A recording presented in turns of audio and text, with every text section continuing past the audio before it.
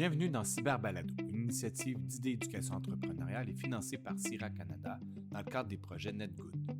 Dans cette série, des jeunes de 5 à 18 ans prennent le micro pour explorer les enjeux liés à la cybersécurité, cyberintimidation, hameçonnage, virus, piratage, fausses nouvelles, citoyenneté à l'ère numérique et bien plus encore. Ces balados ont été co-créés avec des pédagogues dans le but de sensibiliser, d'informer et d'outiller les jeunes ou leur communauté à utiliser Internet de façon sécuritaire et responsable. Cyberbalado s'inscrit dans un projet éducatif plus large qui comprend aussi une trousse pédagogique et des ateliers en classe pour faire de chaque jeune un acteur de changement dans le monde numérique. Produit avec des jeunes de divers groupes d'âge et provenant de milieux très variés à travers le Canada francophone, ces épisodes témoignent de l'engagement réel des jeunes et de la créativité propre à leur contexte. Place aux jeunes. Bienvenue dans MCE, le podcast où on décrypte le numérique. Je m'appelle Émilie et je suis ici avec Marissa et Chloé. Aujourd'hui, on va parler de la vie privée et de la sécurité en ligne. On va débuter avec la question « Ton téléphone t'écoute-t-il vraiment ?» et ensuite avec « Pourquoi les applications veulent-elles toutes tes infos ?» Finalement, on va terminer avec « Jusqu'où faut-il partager sur les réseaux ?» Restez avec nous pour en savoir plus. Et oui, ce sont des questions que nous avons toutes demandées au moins une fois. Pour débuter, ton téléphone t'écoute-t-il vraiment? Savez-vous que nos smartphones sont faits pour nous écouter et nous entendre? Il te se passe-tu que tu parles de quelque chose avec ton téléphone à côté de toi et après ton téléphone est plein de publicité de ce que tu viens de dire, mais tu n'as jamais utilisé ton cellulaire?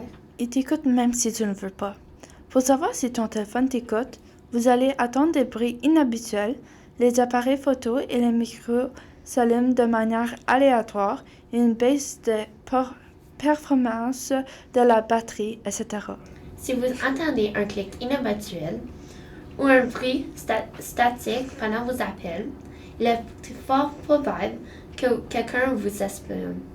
Même si le téléphone ne nous écoute pas à 100%, il enregistre quand même beaucoup d'informations personnelles. En fait, selon Norton, mon téléphone m'écoute-t-il vraiment? 70% des personnes interrogées déclarent avoir reçu une publicité ciblée pour quelque chose dont elles ont parlé à voix haute, mais qu'elles n'ont pas recherché en ligne. Wow, je ne croyais pas que les chiffres étaient si élevés que ça.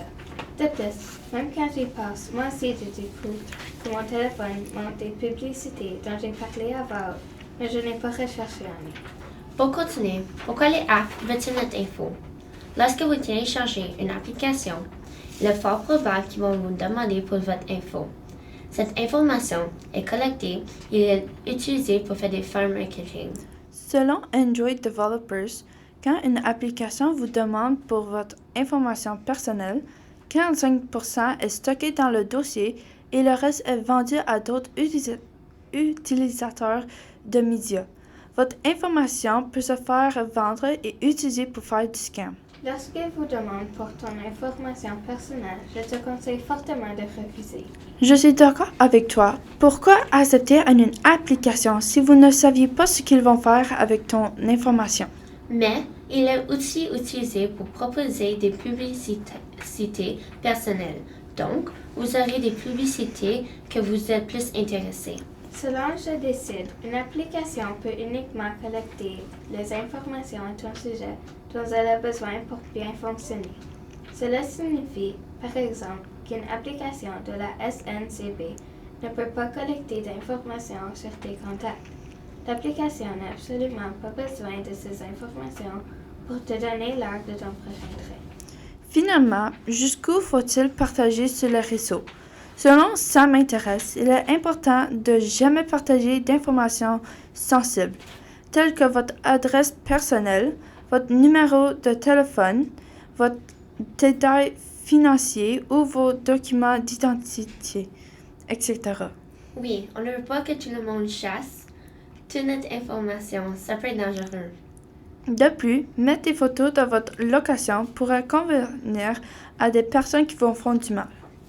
Selon avocat.fi, si la diffusion et la publication sont régies par la loi, le droit d'image découle du droit du respect de la vie privée, le TOR existe donc une autorisation expert et spécialisée soit établie pour chaque utilisation de médias d'une personne.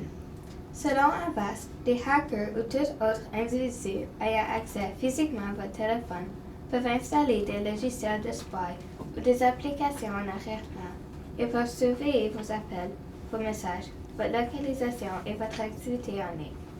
Ces applications se font souvent passer pour des programmes inoffensifs, ce qui les rend difficiles à détecter. Il s'agit que votre location est un outil pour des voleurs ou des personnes de mauvaise qualité qui peut vous apporter du mal à votre environnement et à votre famille et de plus. C'est déjà la fin de cet épisode. On a parlé de beaucoup, comme nos téléphones nous écoutent-ils vraiment, pourquoi les apps veulent-elles notre information et jusqu'où faut-il partager sur les réseaux. Ces questions sont importantes si vous ne voulez pas que le monde sache votre information personnelle. Avant d'accepter à des applications d'avoir tes informations, pensez-y. Qu'est-ce qu'ils vont faire avec ton information? Merci d'avoir écouté ce balado de MCE. Et si ce sujet vous avait intéressé, S'il vous plaît, partagez ce balado avec tes amis ou des membres de famille.